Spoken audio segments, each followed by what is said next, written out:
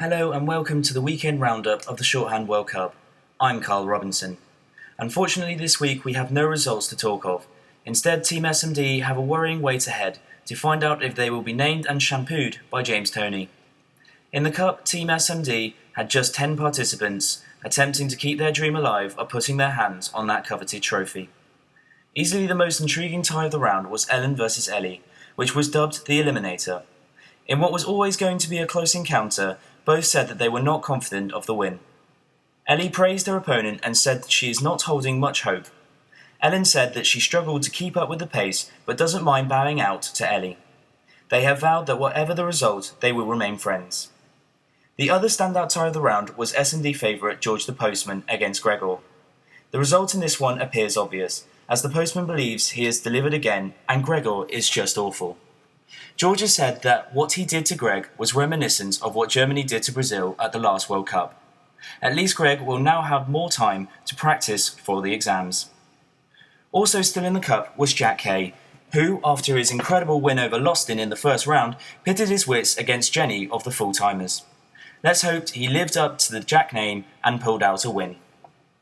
Will Kay is the surprise package in the Cup, and he believes that his battle against Sophie is very tight. He does, however, admit that if he scrapes through again, he could bring shame on the Cup. After easily culling the Badger in the first round, Armel played Becky from the full-timers. He said that it was too hard to tell whether he won or not, and that he's a cunning linguist, but she was no Cupid stunt.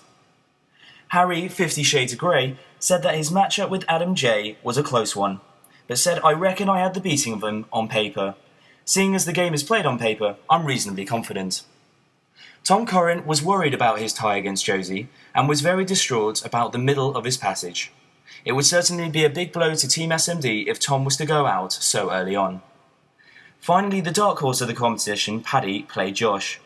Unfortunately, Paddy said that he had a bad round and may be another casualty for Team SMD. If Josh wins, he would have knocked out Ben and Paddy, two very strong players. In the plate, Team SMD had 19 players hoping to salvage some pride after their first round defeats. In the most comical tie of the round, Deepak played Will B. For some reason, they attempted a 90 word per minute passage, and as a result, Will B has said that each of them have at least 70 errors. In the battle of the left-handers, Simeon matched up against Tom VK, who said it was a high-scoring game, but too tough to call. Another SMD tie was Charlie versus Gabrielle. Charlie simply said, "I was terrible, but Gabs was worse." After losing his first name in the opening round, Lostin played Andy. This result seems pretty clear, as Andy said, "Lostin handed my ass to me on a plate." The ringleader of SMD, Jens Retainen, played Sam M of the full-timers.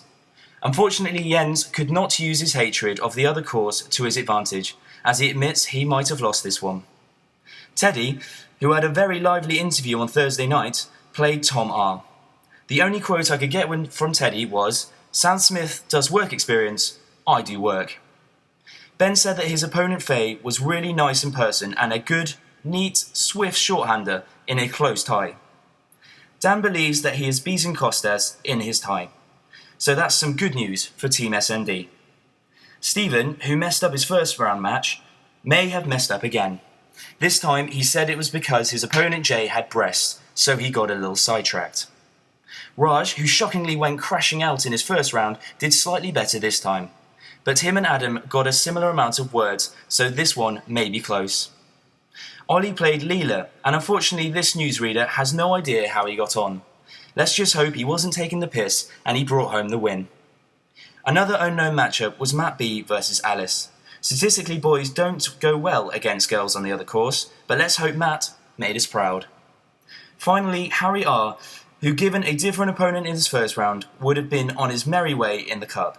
So let's hope luck has changed and what has to be SMD's favourite for the plate. Thank you for listening, good luck next week, and join us soon for more from the Shorthand World Cup.